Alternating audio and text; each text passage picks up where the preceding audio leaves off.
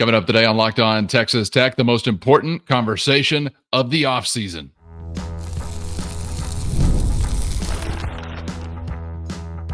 You are Locked On Texas Tech, your daily podcast on the Texas Tech Red Raiders. Part of the Locked On Podcast Network, your team every day. Great to be with you again on Locked On Texas Tech on the Locked On Podcast Network, your team every day. Always free and available on YouTube or anywhere you get podcasts. And thanks as always to those making us their first listen. Today's episode brought to you by FanDuel. Make every moment more. This summer, FanDuel is hooking up all customers with a boost or a bonus daily. That's right. Something for everybody every day, all summer long. So visit FanDuel.com to get started. With the only Chris Level, I'm Casey Cowan. Chris, great to be back with you, kicking off a brand new week and kicking off a conversation today that actually could tie in or express or contain some similarities to a conversation we had last week when we were talking about your group of pass catchers, your group of wide receivers, a group that had been impacted heavily by newcomers via the transfer portal or otherwise. And as we stay on the offensive side of the football today, but get down in the trenches, we'll be talking about some of the same thing. There was a bit of a renovation project ongoing, and that actually with this group included a new positional coach there at the top. So we'll talk about Clay McGuire, and we'll get into some of the new names that are going to be donning red and black this year. Of course, if there is a familiar name, might be a guy that's in a different place. So there's going to be a new look to this group, the offensive line, to say the least, this year.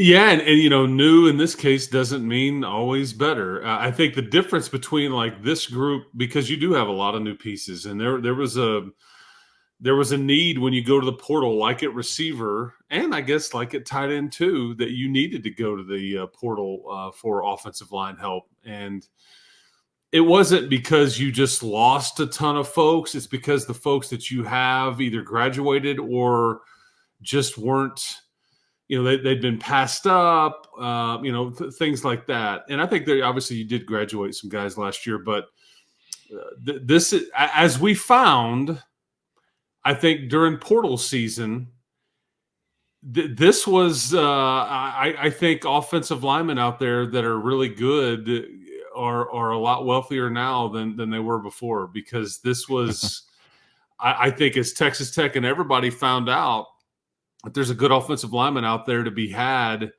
the competition was stiff.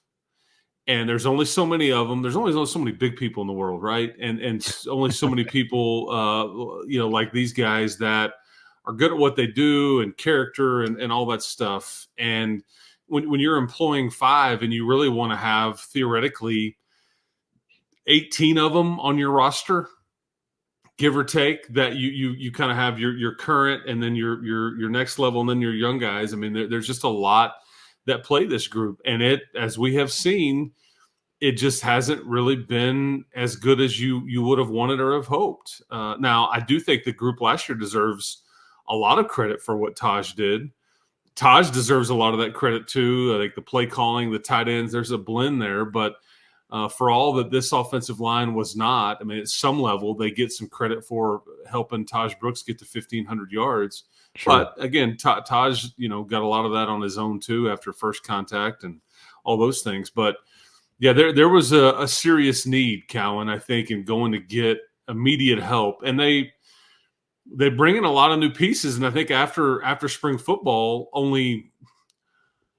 again, a lot can and likely will change in August before we get to September. And you know this when I start talking offensive line, a lot can and will change even as we get into late September, October, because coaches will always tell you it takes a full 4 games to get an offensive line's chemistry right. And that's just typically kind of the thought, because it's not like playing another position.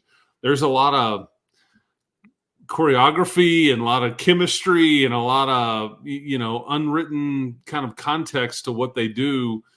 And so to ultimately figure out what they're good at and all that, sometimes it takes a little bit trying to play a group together, but we'll kind of see, we can get into kind of what this group will look like going into fall camp, certainly.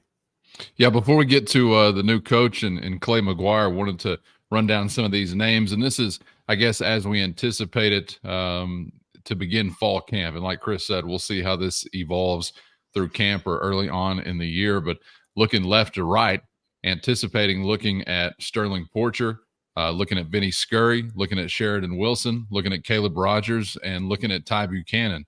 Of course, you've also got a guy like Davion Carter, and correct me if I got anything backwards there, Chris, but you've also got Davion Carter in the works at a couple of different spots competing there in the interior. But I'm wondering if maybe you would consider one of the newcomers to be your best offensive lineman heading in to fall camp. I wonder who. This may be an impossible question to answer, but I wonder. Like I know Caleb Rogers is a team leader, obviously. Is he also the leader of the pack within that group as far as the dude that, is really going to kind of stir the drink and is sort of the foundation to build on? Or could it be a guy like Scurry? And Sheridan Wilson, I'm sure we'll get to, such an intriguing case, a guy with some big-time opportunity and maybe somebody we didn't expect to be being talked about in this context as we get into fall camp. But several interesting individual storylines up there. Yeah, as far as your best, I mean, I would probably give that nod to Caleb Rogers just because he's done so much here. I think that there's a reason you're moving him from tackle to guard, which is not, I mean, that's where the next level, I think, thinks that he would have a better chance of factoring in. And I think Texas Tech obviously needed help at a variety of places. And so I think his versatility allows you to move him inside. And I mean, heck, I mean, when we were in bowl season, we were talking about him being your next center. Right. So at some point it morphed from center to now guard and all those things. But I think to answer your question, I think some may feel like Vinny Scurry may be your best overall offensive lineman. Now the thing about Vinny is he's people will tell you he plays with a mean streak. He plays pissed off, all those things. He's I think he will be at his best kind of when the season gets here. That's not necessarily what coaches want, the gamer label, if you will. But I think that's the reality of it with a guy like Vinny. I think he will play at his best when the season is here and games are here and the lights are on and all those kinds of things. But you brought in Davion Carter, who I think will, if he doesn't end up starting as it stands now, he's going to be like the top interior sub and your backup center, but can play either guard spot as well. And, you keep in mind, you also brought in Jackson Hughes, about 2 months ago, toward the end of the spring semester, as somebody from South Carolina that kind of factored in at tackle and is, he's the one that I think his girlfriend's on the softball team and all those kinds of things. And Maurice Rodriguez was very highly recruited. A lot of, there's not a lot of folks that are, 6'7", 6'8", 300 plus like he is. But I think it was pretty clear that he's he may even, I wouldn't even rule out like a red shirt with him. So that's going to be more of a bigger picture addition, you hope, if you can hold on to him. That's the problem with something like that there. But I do think that group plus Davion Carter is kind of your 5 to 6 that you go into camp with plans on this is what it'll look like. Because I would even say that, for example, let's say something happens to Sheridan Wilson, that's Davion Carter can play that. But if something were to happen to, say, one of the tackles, I would say if you look at a depth chart, Dalton Merriman and maybe like a Jackson Hughes would be like a backup tackle. However, if something were to really happen in a game and something were to happen to one of your tackles like Porcher or Buchanan, I bet they would at that point, because this is always about the 5 best on the field at the same time. I bet at this point, this is when Caleb Rogers gets kicked outside and then Davion Carter would be inserted at guard to give you the 5 best guys on the field that you could. But there's a lot of, different options and different, and that's why position flex and why you hear the term cross train all throughout the spring, just to give yourself as many options as you can. And that's what, Clay McGuire was emphatic on with a lot of these guys. And then there's the next wave of, your Caden Carrs, your, Dylan Shaw and people like that there's, and then there's a bunch of stud freshmen Jacob Ponton is going to be a dude around here, but he's a year or two away from that. Nick Fadig. I mean, there's a next wave of guys you've done a really, really good job recruiting and gotten them here, but it's just we need to let the cake bake a little bit. That's why you went out and hit the portal so hard. Before we get to Coach McGuire, Clay McGuire, that is, I wanted to ask you about this guy that I feel like has almost just, in some strange way, gone under-discussed. And it's because partially of the position I guess he's penciled in at. First, today's episode brought to you by FanDuel, America's #1 sportsbook. And summertime means baseball, burgers, and money in the bank when you get to picking winners with FanDuel. And right now, new customers get $200 in bonus bets with any winning $5 bet. That's right, $200 you can use to cool off and beat the heat with a refreshing parlay. An over-under play, or by getting the money line mojo going. So visit FanDuel.com/locked-on and make a splash by adding a big win to your summer bucket list with FanDuel, America's #1 sportsbook. Is anybody talking about the left tackle? I mean, I feel like we've heard early on Sterling Porcher, the Middle Tennessee State transfer, penciled in there, and it's just kind of been like that's the way the conversation sort of stayed. This is a really interesting guy. I think started 25 games over the last 2 years for Middle Tennessee State. You were fending off some in-state competition for his services. Baylor, Aggies. I think I saw Arizona or Arizona State also on the list. But Chris, he's not, just a skyscraper or somebody that's overly huge. It doesn't seem like, at least as far as listed measurables are concerned, but has got a lot of experience as a starter. But for a premier position, left tackle, I kind of feel like that conversation's sort of been quiet through spring camp and through the offseason.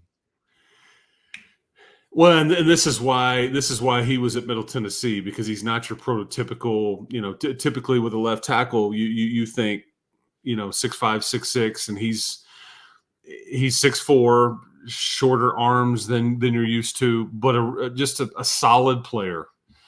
And I don't know if we're ready to say that he's, a really good player yet, but I think he's pretty just solid. And I think that's kind of the reality of what you hope your group will be this year. I don't know if you can realistically expect them to be great. I think you're hoping for upgrade over last year and healthier and more consistent and all those things. But he's kind of had that spot pencil/pinned in for a while now, which is a credit, but it's also, there's a reason they go in and bring in a guy like Jackson Hughes, because you're not just totally set. You still feel like you need help and competition and all those things with some of these positions. So I would just define him as I think he's just going to be solid. And I don't know. And I think that's not a bad thing. I think, but it may be unrealistic to expect him to be more than that. But I think, if that's the low bar, if he's just solid, if that's as bad as it is, that probably phrasing is incorrect there. I think that's probably a good thing. And I think Vinny Scurry could be a bit of a, I don't know, dynamic player as much as you can be as a guard. Yeah. And I would have thought, now there's, Davion Carter is also one of these guys. I've told you about him a lot on this show, that as studied as he is, they loved him for it, but vastly undersized compared to what you typically think of as far as a Big 12 offensive lineman. 6 foot, 295.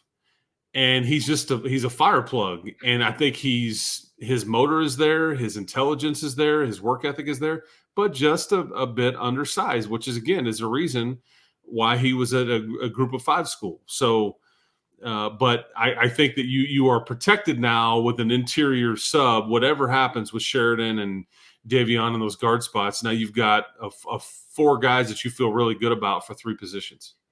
Let's get to the guy that's going to be leading the group, a guy that Red Raider fans are, of course, familiar with, and Clay McGuire, who has spent time with the program in a variety of contexts.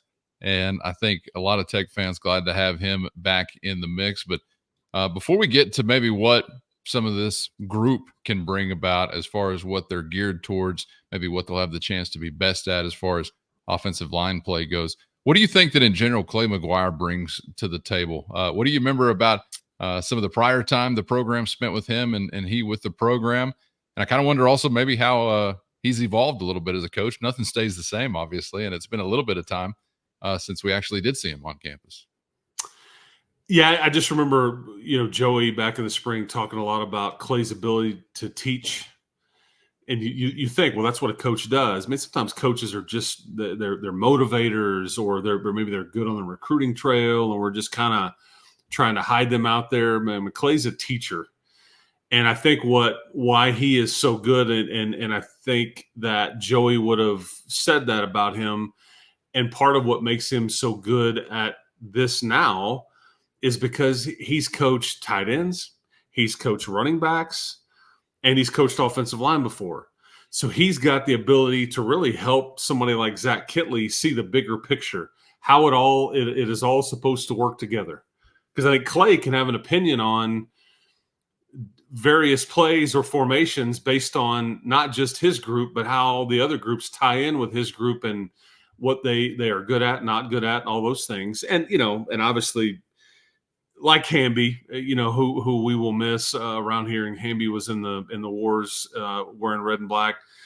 Clay's at home, and there's just something about that. I remember Clay telling me something after he was here for a short time. He reached out to me about something else. It was actually, what it was about? We were trying to get our Washington State folks on the show and trying to figure out who to talk to. And so he reached out to me, and we had just a short conversation.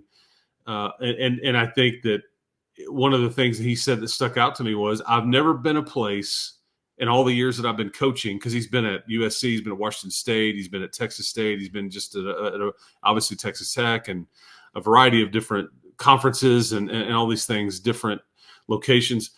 But he's like, even at the times that he was here, because he was here for 2 different stints, but he said, I've never been anywhere where everybody's on the same page like they are right now, right here. Administration aligned with the coaching staff and Joey, and I think donors are on board, and just like everybody's on the same page. Everybody's kind of rowing the same direction. And, there are a lot of places like, okay, well, people are frustrated with the coach, or frustrated with the athletic director, or frustrated with whatever. And so there's always some sort of controversy or turmoil. Well, there's just not. But I think that's what Clay what he saw when he got back here with everything going on, Adidas and the South End Zone, and Joey having 2 good years previous, and everybody being on the same page. But I know he was very excited to be back here, and the timing was certainly really good for him. It's kind of interesting, and I hope maybe an advantage to have so many newcomers, but also here at the same time with a new position coach. And I, of course, as a fan of this team, I'm probably telling myself it's an advantage, but there's sort of a new slate for everybody, I guess, with a new coach coming into the mix. So maybe that could help the acclimation of the new guys, because I don't know how there's any way to avoid the fact that you are going to be really relying on some new faces to do a lot for you. I mean, we were just talking about them. So whether in a backup role like a Carter, if that remains true through fall camp, or talking about guys like Porcher or Scurry. So I don't know. What do you think about that part? I mean, I kind of feel like, hey, you got some continuity and a culture and something established. Maybe that's easier to acclimate to because you really know what to expect. Or I'm choosing to keep hope alive, like you say so often, and telling myself, no, the clean slate is good too. I think everybody has to reprove themselves to a new position coach. I think that with this position, I think there was just a time where the recruiting wasn't near good enough. And I think that has since changed. However, it's only changed for the last really couple of years. And it's just rare when you go recruit the bulk of high school kids and anybody coming. I can name you on one hand the guys that I remember coming in offensive line wise and playing as true freshmen. Rex Richards did it a long time ago.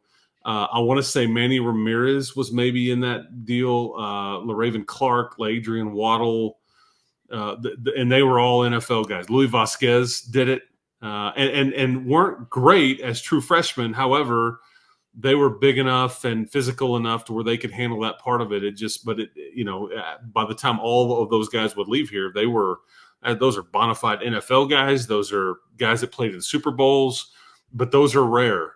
And so it takes a bit to grow these kids up into being able to turn them loose into these wars that they get into in the trenches.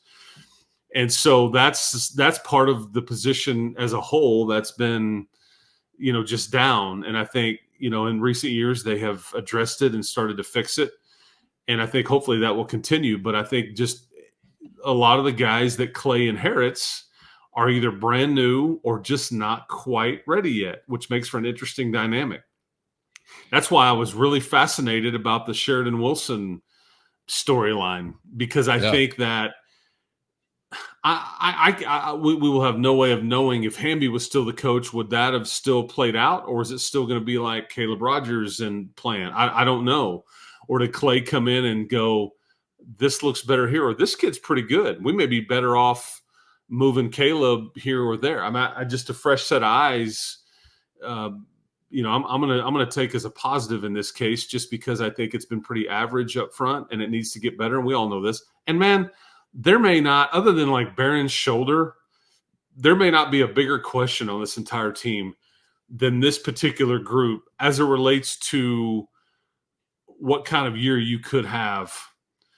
Because that's just the facts. We talked about those receivers and those tight ends and all this eye candy that we're excited about. If the group we're talking about right now isn't steady and better and healthy and all that, a lot of all these other things just aren't going to factor in, unfortunately. That's just the harsh reality of it. And that's why I think they were very dead set on going to find upgrades or get immediate help out there in the portal and create some depth, which leads to competition and all those different things in the camp. But, I think, Clay's got his hands full. There's no doubt. I mean, it's a lot to ask, but I think Clay's a teacher to answer the question. And I think that it's a group that there'll be a lot of focus on. And I don't think anybody is necessarily sharpied in here on where they're at. I mean, somebody may get dinged up. Somebody may miss a week or two of camp, and you have to adjust. Dalton Merriman is a name I want to mention in this space for a possible tackle. I think that you'll go into camp as like your five that you finished spring with, and I would say Davion and Dalton are kind of like your top interior, your top tackle. However, remember the caveat that I mentioned, that in a game and we're trying to roll, I could even see Davion coming in and like kicking Caleb out just to keep that rotation a bit tighter. But what really gets intriguing is, okay, who's 8th, 9th, 10th, 11th? That's where you really need to upgrade and get real serious about those guys. And how good is the group up front? Like your left tackle, how good is Ty Buchanan? I mean, is he ready to go be a dominant right tackle on every down basis? I mean, it's Caleb Rogers. Can he be a prospect for the next level at guard? How good is Sheridan? And can he hold on to that spot? Or does somebody like Davion take it from him in camp? I mean, there's just a lot going on there. Trench work makes the dream work on both sides of the ball. We all know that. There have been a lot of changes in football, but that has remained the same.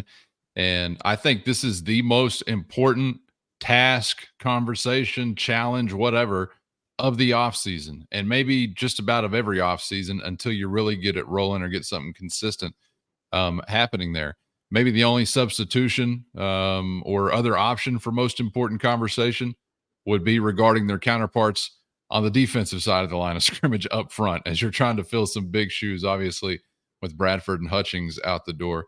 We'll get to that conversation in some days and weeks to come. But if it's not that, I think this is the most important job of the offseason, is trying to establish something, obviously, in year one under Clay McGuire. Before we get out of here, Chris, I wanted to get sort of, and again, this is mostly an on-paper conversation. We've only seen this group together for a very short amount of time, with one spring camp now in the rear view.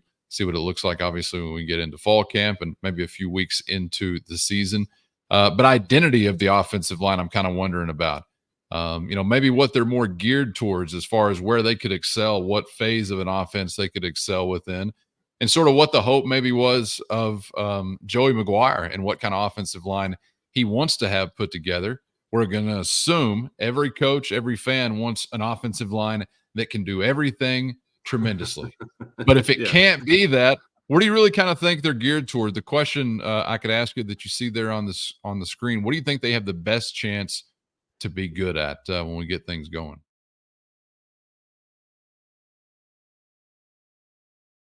I think with all the pieces, and again, you have to factor tight ends in with this group. Okay, Yes, you sir. just have to. There's too much gray area there to where tight ends on so many plays are strictly their offensive linemen, or their offensive linemen for half of the play before they release and go out on a route. I really think that this group is probably going to be better in pass pro, and I don't know if they're going to be as good at as a run blocking group.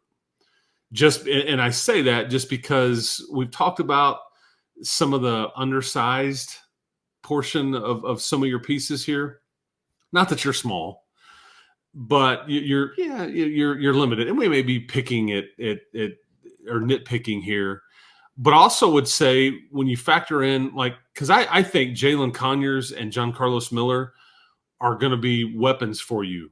Although I would tell you my opinion, I don't think they are near the run blocker that you had when I think Mason's a really good run blocker. I think that when he's in the game, if you're running it, he's an extension of the offensive line. I don't know if you can consider John Carlos or Jalen yet. I just haven't seen enough there or heard enough there to believe that. And that, again, my opinion. I think Baylor Cupp was a pretty good run blocker. I think Jaden York was a pretty good run blocker. And in some ways they were used strictly as that, which I think frustrated fans. So like, hey, send these guys out. Let's throw it to them more and all that stuff. But I would say, so when you factor all that in, I think you may be better throwing it this year than running it on paper with the group up front. I don't know what all that equals. Maybe I'm wrong, but that's kind of what I would tend to believe. And that's not a bad thing. And the difference may be somewhat negligible. I'm just asking you a podcast question, and you got to choose one. That's right. Sort of. Yeah, that's right. But we're not trying to act like it's lopsided or there'll be all that Joey would in the other area. Joey would say he wants his group to be a bunch of road graders. That's what he would ultimately want. If he could pick it, he's going early to mid '90s Dallas Cowboys blocking for Emmett. That's Sounds where you throw it 15 to 20 times and it's super effective, but you're only having to throw it 15 or 20 times because you can just dial up 5 to 7 whenever you want, just because the group up front. But you don't have Larry Allen, you don't have Eric Williams, you don't have Mark Stepnoski. That's just not the pieces that you have. I don't think that is what you have in place right now. Eventually, when I see the group that's, because I'm very high on a lot of the young pieces. They just need a little bit of time in the weight room, but the size, the athleticism, and some of what you have brought on is a lot of fun to think about the possibilities of. And I have a feeling that at some point, maybe this season, if not then certainly next spring, we'll get real excited about that part. Even though younger and inexperienced, that their time will be now. I don't know if we'll see some of these guys push through this year with some older options ahead of them, but it wouldn't necessarily surprise me. Road grader is a nice aspiration. I do like that. And you can put it on my tombstone someday, folks. I'm giving you permission. Here lies Casey Cowan, who always believed offensive linemen would rather move forward than backwards. I will die on that hill. So give them that opportunity. Of course, you're going to have to do both, obviously, to be an effective offense. So I'm really curious to see how it develops. And hopefully, knock on wood, we've got good luck from a health standpoint to have a chance to see it develop, because like we've been talking about here, establishing synergy and chemistry and a feel for the guy standing beside you, a feel for your quarterback, and vice versa. I mean, these things all take a little bit of time, and you got to have guys remaining available and on the field. Here's some expert analysis in order to advance that progress. So we also just fingers crossed for some good luck. Is Byron Hanspard's rushing record, is it buried on that hill that you want to die on?